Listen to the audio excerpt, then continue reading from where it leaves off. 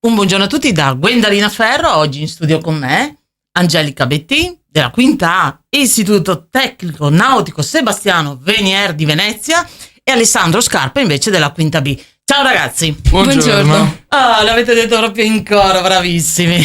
Questa scuola.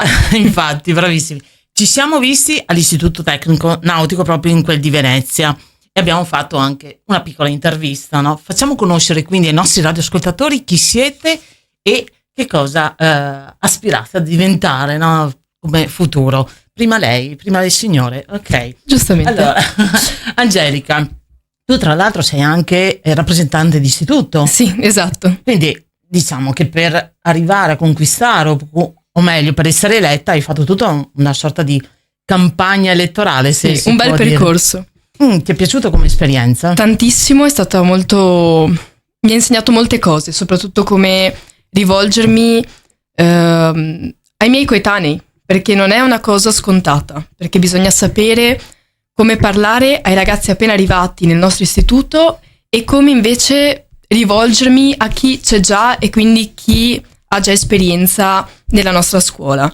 perché giustamente i ragazzi di prima e di seconda non hanno ancora ben chiaro il percorso che stanno intraprendendo. Certo. Perciò bisogna anche semplificargli un po' il percorso e anche rendergli migliore il futuro. Insomma, un ruolo che serve per migliorare la vita quotidiana dentro l'istituto, perché lo ricordiamo ai nostri ascoltatori, tra l'altro c'è la possibilità anche del convitto, no? Cioè di dormire là e fare la scuola, insomma, per frequentare la scuola. Esatto, esempio pratico, io sono convittrice, perciò la mia quotidianità dalla domenica sera al venerdì pomeriggio in convitto, siamo un centinaio di persone, 13 ragazze e tutto il resto ragazzi, perciò è una seconda famiglia. Certo, e quindi una sorta, già lì cominciate a fare equipaggio, come si può dire, vero? Sì. Famiglia che poi vi ritroverete un domani magari quando imbarcherete.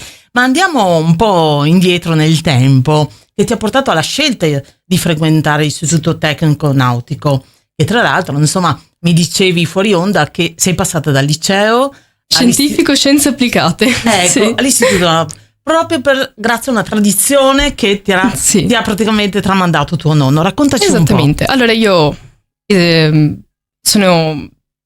ho iniziato il mio percorso di studi con 2 anni di scientifico scienze applicate. A Caorle, giusto da dove vieni? Sì, io vengo da Caorle, lo scientifico era a Portogruaro. Ok. Solo che dopo 2 anni a fare fisica, a fare matematica, informatica, mi sono resa conto che non era la mia strada. Perciò come idea principale c'era, ok, io sto facendo lo scientifico, è una cosa molto comune, però io voglio fare anche qualcosa di diverso, qualcosa che mi soddisfi anche in futuro. Quindi il nautico, perché il nautico? Ecco, perché torniamo al fattore di cuore e andiamo al nonno. Andiamo al nonno. Il mio caro nonno aveva una barca a vela, non ce l'ha più da 3 anni quasi, e io proprio come ricordo vivido in mente la partenza da Caorle, dove vivono i miei nonni, con questa barchetta a vela fino in Brussa, nelle giornate di sole, in estate, andare al mare così in barca a vela è un ricordo proprio vivido e che penso mi rimarrà sempre per tutta la mia vita. Il nautico perché? Perché è qualcosa di diverso. È qualcosa che si fa col cuore, non è uno scientifico che poi dice ok, dopo faccio l'università o faccio quello che mi capiterà. No, il nautico lo devi scegliere perché hai voglia di intraprendere quel percorso, perché sei convinto di volerlo fare e perché ami quello che studierai per il tuo futuro. Quindi è una cosa originale. E non solo, io mi soffermerei un attimo, una piccola riflessione sul cuore. È una cosa che va fatta con il cuore, inteso che è una professione che deve essere nel contempo passione, quindi. Certamente, perché... Questo intendi? Sì, perché il nautico studia materie molto specifiche, come navigazione, logistica, inglese marittimo, inglese tecnico. Andiamo con questo, quindi facciamo vedere, vediamo se ho la telecamera a mio favore, per far vedere uno che non è un mattone, ma è un testo, giusto? Sì. Un testo che fa parte del vostro cammino, del nostro percorso. E appunto queste materie molto specifiche, se tu non hai voglia, se tu non hai passione di queste materie, non vai da nessuna parte. Perché, come raccontavo prima fuori onda, ad esempio navigazione cosa può comprendere? Può comprendere astronomia e anche meteorologia. Meteorologia io personalmente l'ho proprio amata. Mi sono appassionata di questa parte di scienza della navigazione, perché è anche una cosa che viviamo tutti i giorni. Io posso prendere adesso tranquillamente il mio radar e vedere tra quant'è che pioverà, da che parte arriva il vento, in che direzione va, quanta umidità c'è, piuttosto che la pressione atmosferica. Quindi è una cosa che poi io posso applicare nel mio quotidiano. È una cosa che ti deve proprio piacere. Abbiamo capito che ci tieni a frequentare questo istituto tecnico nautico, perché mi hanno detto che devo essere precisa. Alessandro Scarpa, tu vivi al Lido di Venezia. Esatto. Quando hai fatto la prima tua crociera? Vado proprio dritta al cuore di quello che è appunto il tuo percorso di studi. Allora, la mia prima crociera l'ho fatta quando avevo 4 anni. Mi ricordo che i miei genitori volevano farmi una sorpresa, quindi non mi hanno detto assolutamente niente, mi hanno detto tutto praticamente alla partenza. E giustamente ero piccolo, quindi si sa che i bambini per qualsiasi cosa sono contentissimi, addirittura quando vedono la polizia contentissimi. Quindi immaginatevi io che ho visto una nave da crociera davanti al porto, l'ho vista, in quel momento ho pensato la voglio guidare. Ah, non che vuoi andare a bordo, è perché era immensa. Hai detto proprio? La voglio guidare, voglio lavorare. All'inizio, prima che conoscessi che si chiamassero ufficiali, quelli li chiamavo tizi con la divisa. Ah, ok. Volevo diventare uno di loro. Non hai offeso nessuno. Infatti, quando ero alle medie non vedevo l'ora di finirle, perché ho detto voglio fare il nautico, perché voglio inserirmi in questo ambito. Come diceva Angelica, appunto è una cosa che aveva presa col cuore, perché è una cosa che io in prima persona l'ho sperimentata, perché è una cosa che mi è piaciuta e quindi ho voluto farla. E poi comunque c'è da dire che chi vuole intraprendere la vita del marittimo trascorre un certo periodo fuori casa, distante dalla famiglia, certo. Quindi comunque è anche una volontà. Certo, ma in questo tuo percorso di studi, ma anche di vita, perché insomma abitando al Lido sei proprio nel cuore di Venezia, no? Possiamo dirlo. E chi ti ha accompagnato oltre al percorso di studi? Ci sono state persone che ancora adesso ti affiancano, ti danno consigli, o comunque sei tu che intraprendi iniziative? Cioè, come sei organizzato su questo? Allora, a livello parentale non ho assolutamente nessuno che è legato al mondo del mare. Tutto è partito sempre da questa crociera che ho fatto quando avevo 4 anni. Giustamente a convincermi sono stati anche i miei professori delle medie, che hanno ascoltato le mie passioni e tutto, hanno visto che mi trovo bene con le materie in ambito tecnico e quindi hanno detto fa per te. E giustamente anche molte varie persone che ho conosciuto fino ad adesso, come alcuni comandanti, che mi hanno aiutato a capire meglio come funziona quel mondo e quindi ad appassionarmi ancora di più. Certo.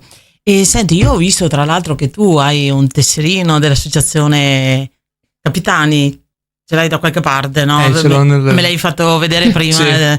Sì. Questo tesserino, no? Questa tessera alla quale sei associato, che cos'è, che cosa rappresenta? Vediamo, così allora, interrogo. Vai. Il tesserino è praticamente l'iscrizione al Collegio Nazionale Capitani Lungo Corso e Macchine, che è un'associazione che giustamente comprende più persone, essendo un'associazione, e sono tesserato grazie a un comandante che ho conosciuto che mi ha consigliato di entrare in questa associazione perché dà molte agevolazioni ai marittimi che possano riguardare i corsi da eseguire, agevolazioni sulle scadenze dei corsi, perché giustamente noi dobbiamo fare dei corsi come marittimi, però c'hanno anche delle scadenze, quindi vanno aggiornati tutti i bollettini degli aggiornamenti, delle nuove norme, tutto quel che viene in più riguardante la navigazione, perché comunque è un mondo che si aggiorna continuamente, certo, con nuove norme. Ed è una cosa molto importante essere aggiornati. Sempre aggiornati. Avere quegli strumenti alla portata di mano che ti consentono di essere sempre sul pezzo, noi diciamo giornalisti, cioè proprio gergo giornalistico. Ma torniamo alle passioni, quindi passo la parola, perché da buon cavaliere tu prima mi hai detto, Angelica, no? Angelica, quali sono le altre tue passioni? Perché abbiamo capito che questo studio è una tua passione.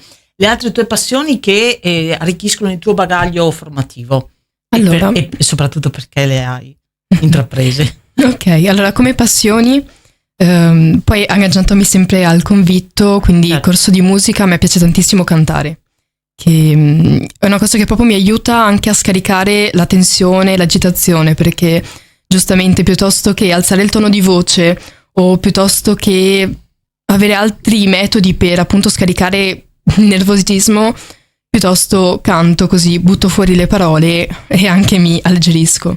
Poi anche a livello sportivo, sempre grazie a questa scuola, ho iniziato appunto, arrivata in terza, perché appunto ho fatto i primi 2 anni di scientifico, ho iniziato pallavolo.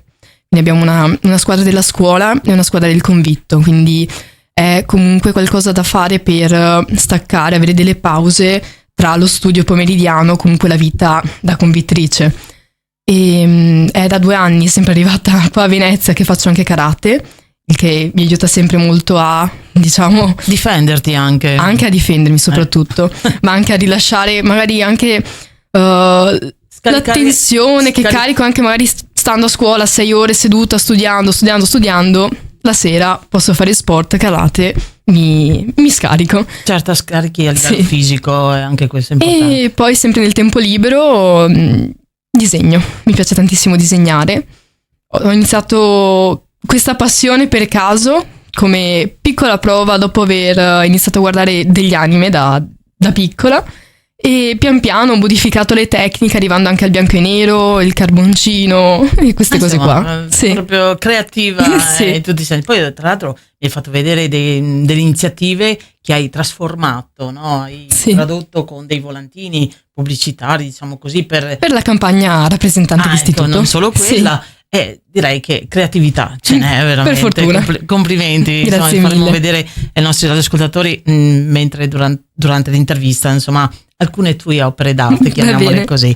Alessandro, le tue passioni? Allora, anch'io ho una passione che riguarda sempre l'ambito musicale, infatti ascolto tanta musica perché mi rilassa. Invece di cantare io ascolto musica, mi rilasso, e suono anche, infatti suono il pianoforte, anche un po' di basso, batteria. Piace un po' imparare tutto l'ambito. Poi un'altra mia grande passione è tutto quel che riguarda l'ambito scientifico, quindi tutto quel che c'entra con astronomia, la scienza. A me appassiona tanto perché spiega come funzionano le cose. E magari avete fatto anche un complesso? Una band all'interno del convitto? Sì. No, sì. Abbiamo fatto una piccola band dentro il convitto, infatti noi suoniamo, la Angelica canta. Anche perché mi dicevi prima che tu non dormi dentro al convitto, però trascorri buona parte della giornata. Mentre lei è convittrice, quindi dorme dentro il convitto, io sarei semi-convittore, quindi la giornata la pratico praticamente come loro, quindi mangio lì, studio lì nelle stesse ore. Certo. Con l'unica differenza che io alle 5 vado a casa perché non abito neanche lontano, mentre loro dormono là, io no. Certo. Insomma, è un buon vivere, vero? Questa è la giornata ideale, quotidiana che trascorrete, insomma, questi anni, perché poi il prossimo come trovare anno... una nuova famiglia. Un mondo a parte. Senti, Angelica, e tuo nonno ti ha trasmesso, no? Mi dicevi, questa passione, ma tuo nonno faceva parte, so che aveva un ruolo importante nell'associazione Marinai. Ci racconti? Sì, fino a un po' di anni fa mio nonno era presidente dell'associazione Marinai d'Italia a Caorle. E quindi mi ricordo che molto spesso lui passava il tempo in questa vedetta tra le cariche sue lavorative, possiamo dire, però anche al tempo libero, quindi a dedicare il tempo agli altri partecipanti di questa associazione. Ci racconti un breve aneddoto che ti ha coinvolto all'interno delle iniziative di questi marinai dell'associazione? Ti viene in mente qualcosa, un aneddoto al quale hai... Sì, un episodio al quale hai partecipato e tuo nonno ti ha portato all'evento. Io ho nella mia memoria le sere prima degli eventi. Mia nonna che stirava la giacca a mio nonno, oppure la sistemava con ago e filo dove serviva quel bottone in più o quel sistemare piccolo, il solino. quella piccola modifica. Quindi sempre queste giacche, queste divise appese sulla gruccia, pronte ad essere indossate la mattina dopo. Quindi ti ricordi la cura con la quale insomma sistemavano? Oppure un'altra cosa, alla fine degli eventi, siccome i partecipanti non erano molti, Mi ricordo che mia nonna passava i pomeriggi, le giornate prima, a preparare gli gnocchi per da poi portare. Ah, ma questo da è un mangiare. lusso proprio, Sì. i gnocchi, cioè Sì. delizia culinaria generale, insomma, del nostro buon Veneto. Sì. Questo è una bella chicca. Alessandro, tu qualche chicca all'interno invece dell'Istituto Tecnico Nautico durante, insomma, la tua giornata quotidiana accaduta con i tuoi compagni di scuola, di corso? Diciamo che si vivono belle esperienze, perché comunque la scuola offre anche ha tanta disponibilità, per esempio anche nei viaggi internazionali, per esempio quelli che vengono comunemente chiamati Erasmus. Per esempio ho avuto la possibilità di andare anche in Spagna, in Portogallo e fare letteralmente scambi culturali, parlare con altre persone che non sanno l'italiano. Quindi è comunque un'opportunità per migliorare l'inglese, che nel mondo marittimo è importante l'inglese, specialmente la comunicazione persona a persona, perché è la lingua ufficiale di bordo, cioè sulla nave, quindi bisogna conoscerla abbastanza bene. E poi molte attività riguardanti il nostro ambito, quindi poco tempo fa siamo andati a visitare delle navi militari, ci hanno spiegato come funzionano e ci hanno comunque aperto una nuova strada che è possibile intraprendere, che è quella della Marina Militare, perché Marina Militare e Civile sono distaccate, riguardano tutte e due il mare, ma hanno due percorsi diversi. Cioè il fatto di vedere, no, nel concreto durante la visita alle due pattugliatori in questo caso, Sì. no, mi dicevi, è stata una cosa speciale, perché almeno io ho visto entusiasti durante la visita. Sì, molto. È stata una cosa, insomma, poi sulla Palinuro, sulla nave scuola, direi che Sì. Sì. che cosa ci racconti sulla Palinuro? Che allora la Palinuro è proprio un altro stile di nave, perché ricorda le navi quelle vecchie, anche se è fatta di metallo, ricorda le vecchie navi di legno, quindi è proprio un altro stile, sembra più rustica, più rudimentale, un altro modo di fare rispetto alle navi moderne, perché c'è ancora le vele, quindi un altro modo di gestire la navigazione, c'è ancora la timoneria, quindi il timone per girare, tutto alla vecchia. Certo. Alessandro, e qual è la cosa che ti entusiasma di più frequentando questo percorso di studi al nautico? La cosa che mi entusiasma di più è la grande opportunità e offerta di lavoro che ho una volta conseguito questo studio, perché tutti pensano uno fa il nautico, va a lavorare sulle navi, ma in realtà posso andare anche in capitaneria di porto, quindi lavoro di terra, posso intraprendere anche la carriera militare andando in Marina Militare, posso lavorare sempre negli uffici dei servizi marittimi, poi comunque anche i piloti, non so chi non sa cosa siano i piloti, sono quelle persone che salgono a bordo delle navi per consigliargli il miglior percorso per entrare nei porti, o comunque tutti i lavori legati, tutta la logistica, quindi anche la logistica del porto, carico, scarico merci, perché il nostro è trasporto tecnico, istituto tecnico trasporti e logistica, quindi c'entra anche la logistica, gestione di merci. Infatti una nave, non esistono solo navi da crociera giustamente, ma esistono anche navi carico che portano petroli, oli, addirittura frutta, e container quelli che vedete attaccati dietro i camion sono trasportati anche con le navi. Le vostre esperienze recenti, perché mi parlavate del Salone Nautico di Venezia, come non citarlo, voglio dire, Certo. vero Angelica? Cosa ci racconti della tua esperienza? Allora, io ho partecipato 2 anni per ora al Salone Nautico, questo che arriverà prossimamente sarà il mio 3° anno. E ho iniziato il primo anno sempre come torre di controllo, perciò fisicamente sono in questa torretta che faccia l'entrata dell'arsenale del Salone Nautico. Che cos'è che faccio io? Io ho 2 radio, VHF e UHF. VHF per contattare le barche o le navi, quindi VHF utilizzato per le barche. Appena dovevano entrare in arsenale mi contattavano nel canale 72 per chiedermi il permesso di entrata. Poi al contrario, se erano già all'interno dell'arsenale, per l'uscita mi contattavano per avere il permesso di uscita. UHF invece lo utilizzavo per gestire gli ormeggiatori. Gli ormeggiatori sono coloro che tramite gommone aiutano l'ormeggio della nave, perciò aiutano, sussistono com'è che posso dire semplicemente? Bella l'emozione in radio, vero? Sì, Angelica? più che altro cercare di dover spiegare le cose con terminologie semplificate. Certo, per farlo Per capire farlo, tutto, sì, a tutti esatto. quanti. Insomma, facciamo così, invitiamoli a venire al Salone Nautico, prossima Sì. edizione che tu sarai là. Esattamente. Dove esattamente, come postazione che dicevi Torre di prima? controllo. Alla torre di controllo. Sì. Quanti film si ascoltano della torre di controllo? Esatto. Per gli aerei, però voglio dire, esiste anche. Poi tutta per- l'organizzazione che deve esserci dietro, perché siamo arrivati al giorno prima dell'apertura del Salone Nautico ad avere una media di 6 barche, cioè di una barca ogni 6 minuti.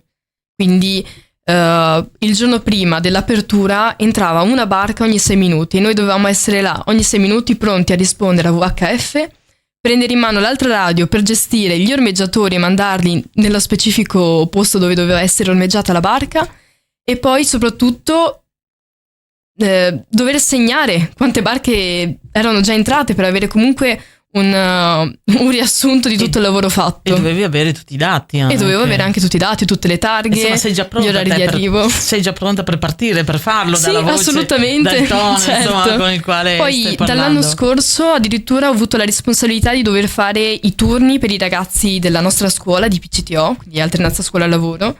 Perciò io dovevo anche cercare di incastrare tutti i ragazzi, turno mattutino, turno pomeridiano. Preferisci aiutarmi in torre di controllo? Tante cose, ho già capito. Stai già lavorando tu, Sì. quindi ti verremo a trovare e vedere insomma Certo. che stai svolgendo queste mansioni. Alessandro, che cos'è questo? Allora, A te le cose tecniche, perché Allora, il tuo sguardo quello- è da secchione. quindi quella a te- è la Bibbia dei naviganti. Quella deve essere presente ovunque, praticamente come c'è scritto sopra, norme per prevenire gli abordi in mare. Praticamente sono tutta la serie di regole, norme, precedenze, perché pure in mare ci sono le precedenze tra nave e nave, regolamenti, caratteristiche, certi aspetti comunque durante la navigazione che bisogna conoscere. O se non li si conosce bisogna andare a impararli, perché per prevenire appunto incidenti a bordi, perché comunque c'è anche la pirateria in mare. Certo, e quindi pirateria. dovete anche sapere comportarvi. Quindi bisogna insomma. sapersi comportare, ci sono certe manovre, certi comportamenti da avere in determinate situazioni. Fate venire voglia di andare in barca, cioè no, in barca inteso in nave con voi alla guida, insomma, come capitani. Questa è la voglia che fate venire a chi vi sta ascoltando. Angelica, per andare in chiusura, una cosa che ci tieni che si sappia, al di là del tuo entusiasmo e Certo. questa voglia di lavorare, questa... Che all'interno del nautico c'è proprio una famiglia, proprio prendendo anche in considerazione il convitto. Noi stiamo facendo tutti quanti una cosa che ci accomuna, una cosa che ci lega dalla passione, perché tutti noi usciti da questa scuola vorremmo fare uno stesso percorso, non per forza la stessa strada, la stessa via, ma uno stesso percorso, ovvero la via del mare. Perciò siamo tutti là, sempre pronti ad aiutarci, anche in convitto. Noi ragazzi, noi da soli, istituiamo corsi per aiutare i ragazzi più piccoli. Esempio pratico, il corso di simulatore. Io e il mio compagno di classe e anche altri ragazzi di quarta, di quinta, che prendiamo una sera alla settimana i ragazzi più piccoli per insegnargli le basi della navigazione. Questa è famiglia, aiutarci, anche i pomeriggi, le ore di studio. Se c'è il ragazzo che ha bisogno di aiuto in inglese, ti dice io ho bisogno di aiuto qua, io ci sono per aiutarti. Quindi siamo veramente Fantastico. una famiglia. Certo. Mangiamo assieme, dormiamo assieme, giochiamo assieme. Quindi, che dire, 5 anni uniti. Certo, una cosa bellissima. Insomma, tra le opportunità probabilmente è anche quella di associarsi all'Associazione Nazionale Marinai d'Italia, come tuo nonno ti ha ben istruito, voglio dire, anzi, più che istruito, ti ha fatto partecipare, ti ha resa cittadina attiva all'interno di quelle che sono le attività. Sì. Vedi rispetto quindi delle cerimonie istituzionali, parlo 25 aprile come il 10 giugno, che è la giornata... Allora, giornate come il 25 aprile e altre, insomma, cerimonie istituzionali nazionali della nostra bella Italia. Alessandro, a te l'ultimo pensiero, nel senso buono per i nostri radioascoltatori. Allora, per collegarmi, Ecco. c'è intanto da dire che noi quando finiamo questa scuola abbiamo anche un diploma che ci abilita alla navigazione, che è il diploma che ci certifica come allievi ufficiali. E questo diploma, per poter essere dato a noi, la scuola deve rispettare un programma che viene dato dall'STCV, che è una convenzione internazionale che dice esattamente cosa bisogna fare. Quel che spero io tanto è che la scuola mantenga questa qualità di istruzione e che non si vada a perdere, tanto da perdere anche questo diploma, perché offre tante opportunità lavorative conclusi i percorsi di studi. Tutto questo all'Istituto Tecnico Nautico Sebastiano Venier di Venezia, vero ragazzi? Esatto. Allora, in bocca al lupo per gli esami a giugno, insomma, di maturità, e dopo ci racconterete in una prossima intervista, dopo queste esperienze che so che andate a fare degli stage, andate a fare insomma alternanza scuola-lavoro, avete degli appuntamenti ben cadenzati, no? Quando ritornerete vi chiederò che cosa vorrete fare esattamente dopo terminata la maturità e dove vorrete andare a intraprendere insomma il vostro futuro. Perfetto. No? Perfetto. Va bene, grazie ragazzi, una buona giornata a voi e a tutti i nostri radioascoltatori. Grazie. Grazie.